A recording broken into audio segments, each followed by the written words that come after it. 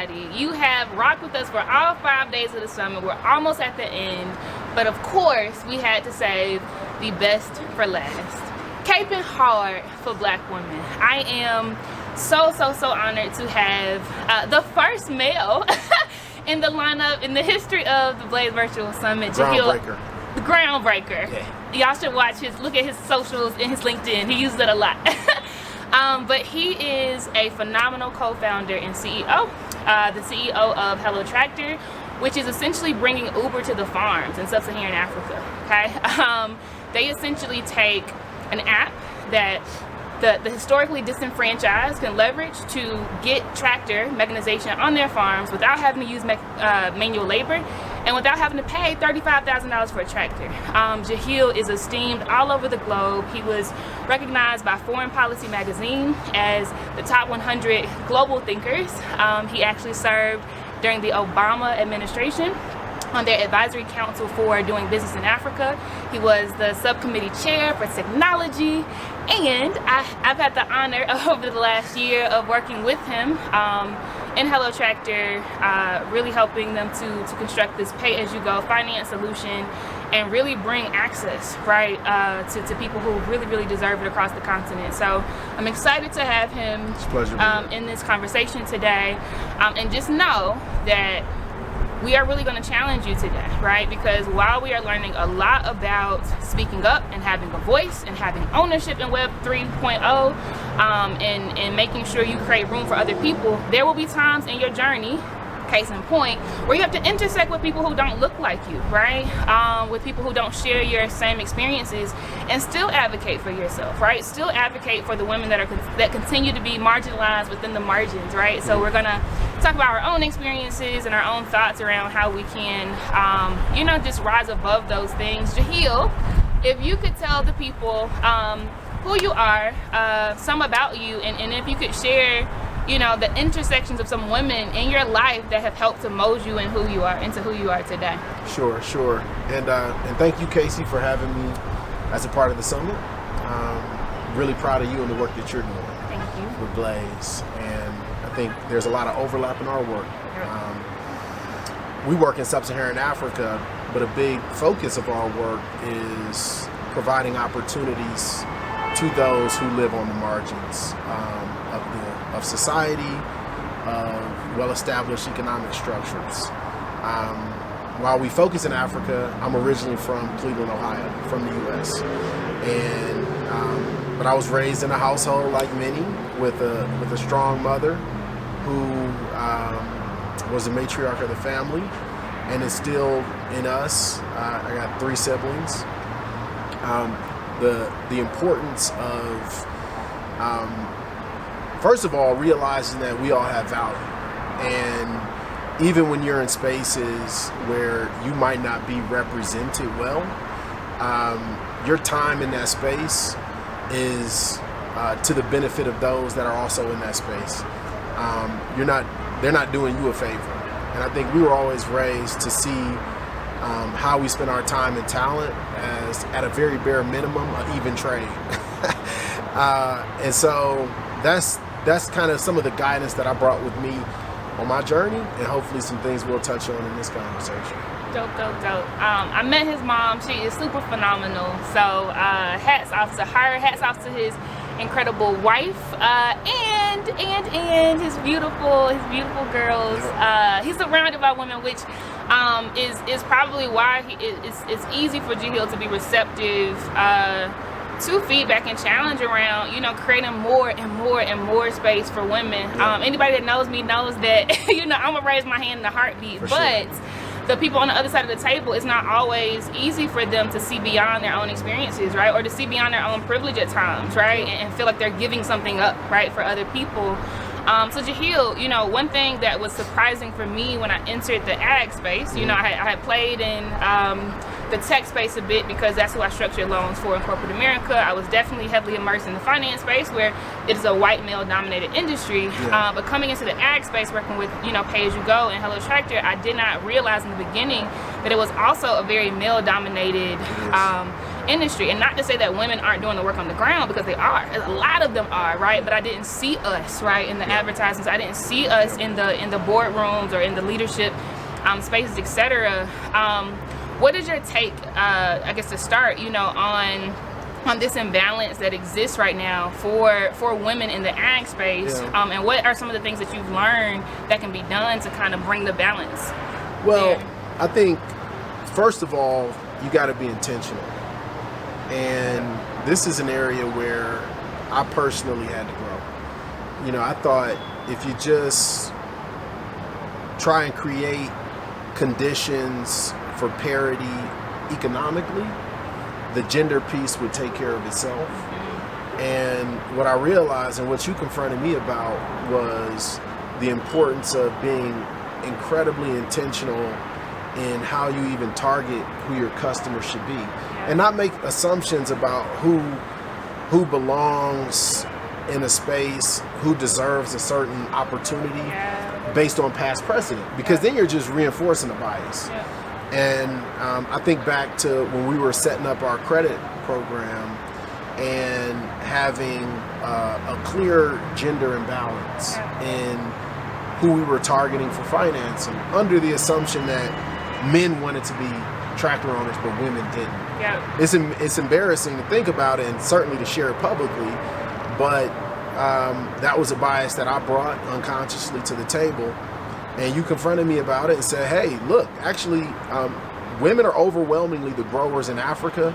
Globally, there are more women farmers than men. And oftentimes they're at the very back of the line when it comes to opportunities and accessing loans to own tractors or inputs. They get shortchanged when it's time to sell their production into the market. And you confronted me about that, and so we had to reshape how we target potential customers. And the end result was just overwhelming success in building out a fantastic pipeline of borrowers who are now almost exclusively women. And that's exciting to see. And that comes with a lot of business upside. And so even when I talk to people about, some of the challenges that we had within Hello Tractor in maintaining that gender balance, I like to talk about it with commercial framing. I like to talk about the business upside of focusing on women. Women who tend to default at a lower rate than men. Women who, because they've been marginalized, when they are given the opportunity, outperform their male counterpart. These aren't talking points for ESG or diversity and inclusion departments of corporations. These are conversations that need to happen in the commercial teams when you want to drive commercial outcomes and remain competitive. This is where you need to focus. And as professionals, as entrepreneurs, as professionals working in large and small corporations and businesses, as you think about yourself and your role in these spaces, understand that you are the value add, right? You are the person bringing something new and unique. I am proud to say that at least at Hello Tractor, we now have more women on our team than men, and the performance of the company has continued to grow as we maintain that bias towards women and not against women. And I think you got to bring that confidence with you. I certainly do. When I'm going into an investor meeting or I'm going into a partnership meeting, I know I have a strong army of capable women supporting this business objective, and I know they're going to outperform the male counterparts that are on the other side of that table, right? And the same is true for the customers that we target. And that's a commercial discussion. We're not doing favors over here. We're driving business results by maintaining that positive gender bias towards women.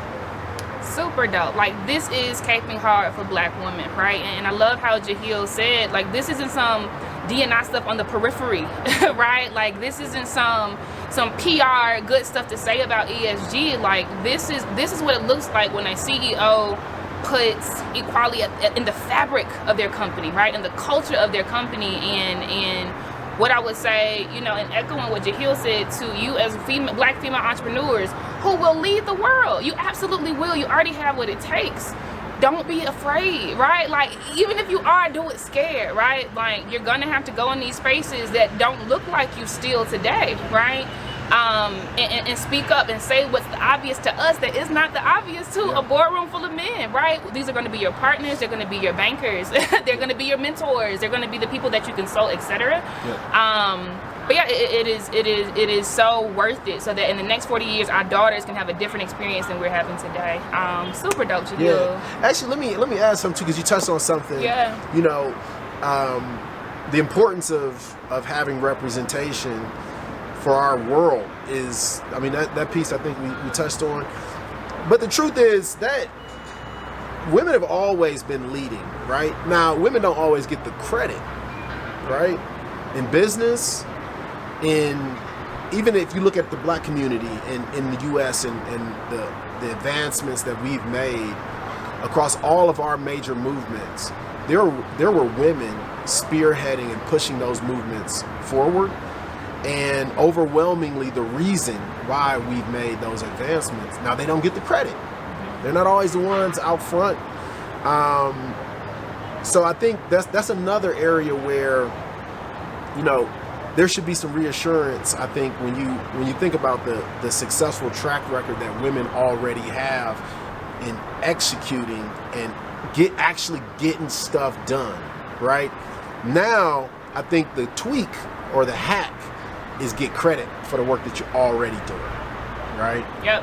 And so anyway, I just wanted 100%. to Like, drop a piece. 1 in the chat if y'all still with us, because we in the vein right now. We about to go somewhere in a second. Drop a 1 in the chat if you are still with us. I see y'all. All right, so the hack is making sure that women get the credit, right? And that's why this conversation, Cape and Harm for Black women, is so important, because while we are dope, while statistically we are starting business at the fastest clip of any other demographic of women-owned businesses, we're the only demographic as black people who have women starting more businesses than men, right, in the same race. We don't get the credit, right? We are the heartbeat of the movement, but it is men on center stage, right? When you're talking about, you know, from a political standpoint, when you're talking about from an equity or social justice standpoint, etc.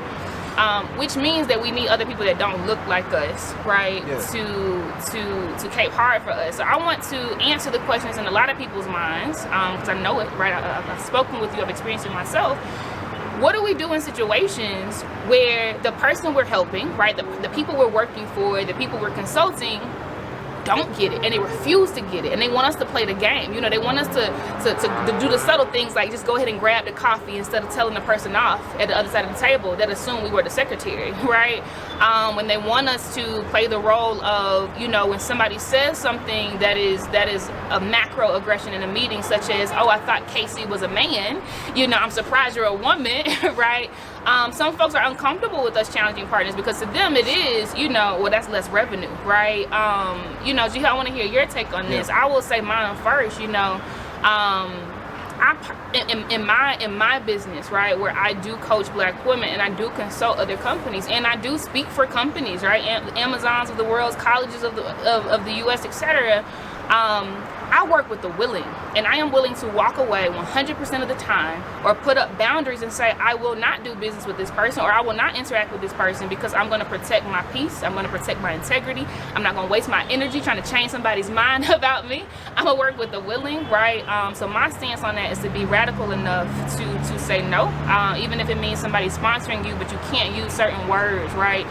You need to say people of color instead of black, right? Like these small little things that make our attempts, right, diluted, right?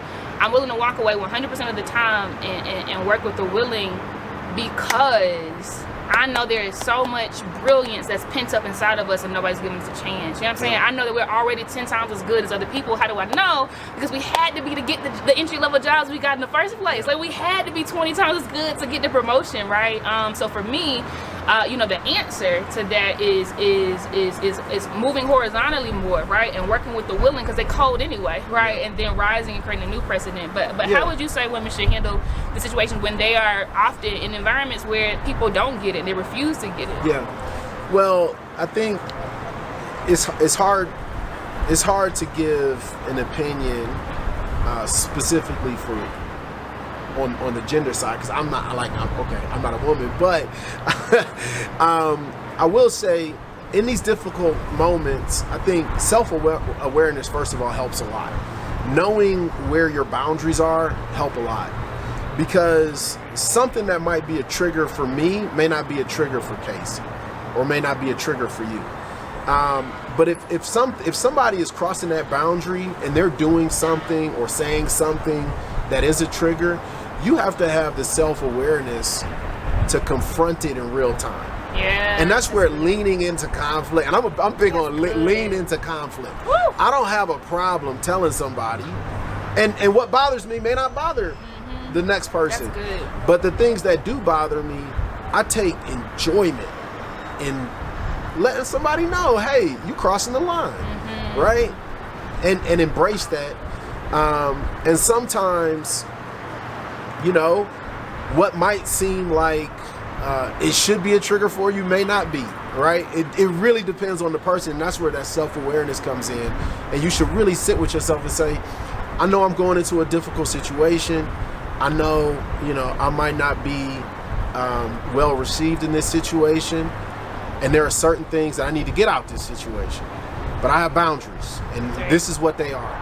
Because when you don't set those clear boundaries, and when you don't make it clear to yourself and others what your boundaries are, when people cross those boundaries and you allow that, you have to live with that. Like that sticks with you beyond the moment, right? Yep. And I don't care what the opportunity was, it is never worth the cost of your integrity and your character, right? And so just having a very clear understanding of what that is, for everybody is different. I'm not going to talk about it publicly, but my triggers are very unique to me and my experiences growing up, low income, in a kind of urban environment where there's so many tropes thrown around about the people who come from those environments. And when somebody triggers me, I take delight in checking them. And I think, but I think anybody who kind of settles on like, okay, these are gonna be my boundaries. Don't trade those boundaries and allow people to trample on those boundaries, because you'll carry that experience with you, and I guarantee you, 10 times out of 10, it won't be worth it. And so that would be my feedback. I've had experiences. I come from a similar background, worked in banking, and I remember getting into a physical altercation. And this is such a ridiculous story. I'm not even gonna go into detail, but I remember getting into a physical altercation with somebody in my office who was being blatantly racist to not even me, to one of my colleagues. It was 2 black people in the office.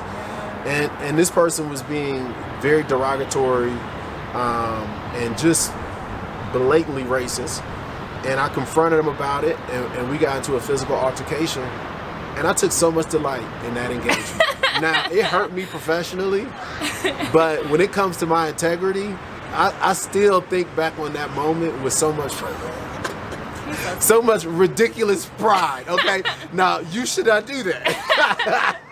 Because you might get arrested. However, I didn't, and but I think it's a story that I like to reference, at least in time. I don't really share it much, but I like to reference it because it speaks to the importance of maintaining boundaries and putting integrity first.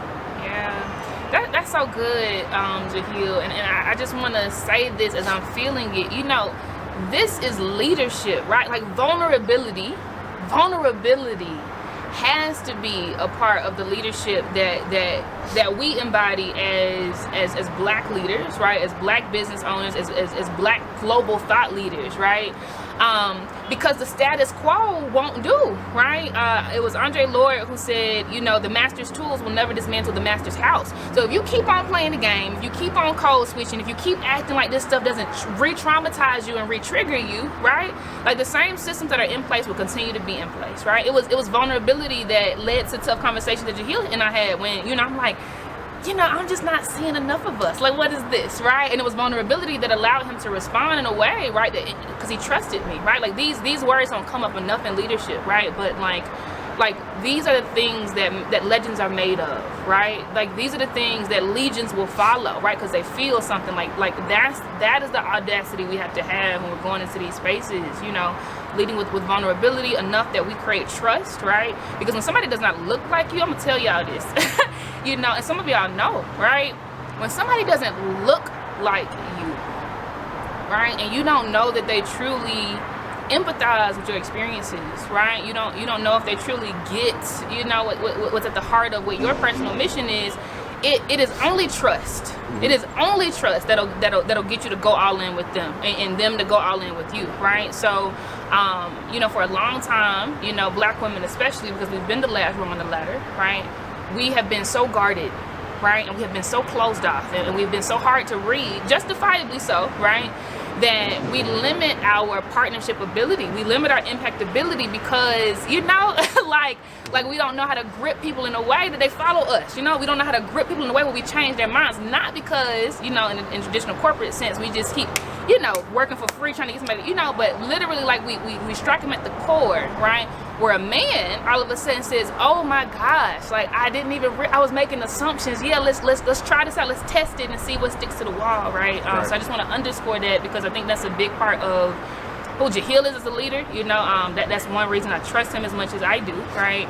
And it's a big part of the way that I lead. Like I always, they laugh at me a lot because sometimes we're in a business meeting, I'm like, man, that's so deep. Like I feel it right here, and I gotta say it, right? Because that means something to me, right? Thank you. And it's no, I appreciate it. Thanks for giving us a platform. I think the piece that I'll add to what you mentioned, Casey, is when you do allow yourself to kind of live in that truth, be vulnerable enough to say, hey, you know, what you're saying, and it does take trust even to be vulnerable and share what you said is hurtful. You may not you may not realize this, but what you said was hurtful, and I'm not gonna stand for that because of how it makes me feel. I think two things happen. Number one, you don't have to live with the baggage of being in spaces where you're not completely accepted. Number one, so that's a benefit. And then number two, you start to naturally filter people, places to protect your own mental health and well-being by just saying, hey, I told you how I feel. I told you that your actions created that feeling, and now you have a choice. You can change, or we don't have to engage with each other. Right? And what you'll realize is there's a lot of good people in this world. There's some not so good people relative to who you are and what you need, right? And you have to start to do the filtering, and as you get better and better at that filtering process, you start to whittle down the people that you engage with, and you start to optimize the time that you spend on people that matter. Say that. Right? That you're in sync with, that you can share with, and be comfortable being vulnerable with, and only then can you even grow, right? And so why waste time with folks that aren't going to give you that space and that courtesy of being truly who you are, and because ultimately it's going to hurt you, it's going to hurt your growth, and to be honest, it's not even going to help them, right? It's not even going to help them because they just put a cap on your greatness. That's right. And so they can't even get as much out of you. And That's so right. Just, you know, again, lean into that conflict. For real though. Don't, you know, I'm embarrassed by, let me correct something. I'm embarrassed by how far that situation went. And the only reason it went that far was because I let that person make small comments and have these microaggressions added up, and it reached a tipping point to where it was no longer a small thing. For me, it was a big thing. That's good. And I overreacted versus catching the microaggression right there and saying, hey, here's my boundary. That's good. Don't do that. That's good. Or I'm going to remove myself from this space. Because I'm talented. I can go somewhere else. That's right? I have options, and we all have options. That's right. And we all have value that we can bring. But does that person get to benefit from your value? If they choose to live within the boundaries that you set, yes, they can. And if they don't, we should part ways. That's so good. If any of y'all were waiting for permission, right? We're waiting for permission to show up. I ain't gonna say authentically, because they're overusing that word over there in LinkedIn land. I'm gonna say in honesty, right? If any of y'all were hiding from being labeled as the angry black woman, as if you don't have something to be angry about, come on now. This is your permission slip. This is your permission slip, right? Take up space. I mean, all of the space, like anywhere that you operate. I don't care if it's at home, right? Anywhere that you operate, take up space, be seen, truly seen, right? Let those guards down, right? Be vulnerable, give people a chance to help you, give people a chance to love you. I always go back to an analogy with Big Mama now, right? Big Mama, we knew she was so strong, you know. Big Mama had so much love in her heart, you know. But I am absolutely sure that when Big Mama died on her deathbed, you know, I am absolutely sure that she died underprotected, undersupported, underseen, right? Because she never asked, right? My Big Mama, my great grandmother never asked for help with anything, but I know she was tired because she was helping all of us. She was finding money for all of us. She was cooking for all of us. She was bringing people off of the streets, you know, for all of us, right? But she never opened her mouth to say what she needed, you know. I know that Big Daddy beat Big Mama, but she stayed with him until she died. And after she died, he got redemption. He got saved. And to this day, I know my family look at me sideways, but to this day, I don't think the price was worth it, right? Because she needed better. She deserved better. After I experienced domestic violence for myself, I literally thought of Big Mama in the moment when he was hit. I was like, this shit is horrible, you know? So we owe it to ourselves today, to real time with the people that we love, with our family members, with our co-workers, with our partners, to say real time what we need, right? Real time, you know, how we feel we should be treated. Give them an opportunity to, and I'm telling you, you're gonna be so surprised. Give them an opportunity to love you better, to support you better, to show up for you better, to cape harder for you, right? And those that don't, like we both iterated and reiterated over and over again, you have full license to walk away. Work with the willing. Like there are so many cold people waiting in the wings, dying for you to show up. Literally dying for you to show up. If the internet and all this stuff we're talking about with Web3, etc., if it has shown me anything, it is that there are people that have been out there left dormant, waiting for somebody like you with your voice to show up. And Web3 gives us the opportunity to serve those niches directly. No middlemen, no centralization getting away, no algorithms barring us from no gatekeepers, right? So do that. I thank y'all for rocking with us. Jehiel, thank you so much. So much for all of the gems. You are so powerful. I respect you so much. That's all we got. Any last words? Well, the feeling is mutual. Thank you for the platform and allowing me the opportunity to share.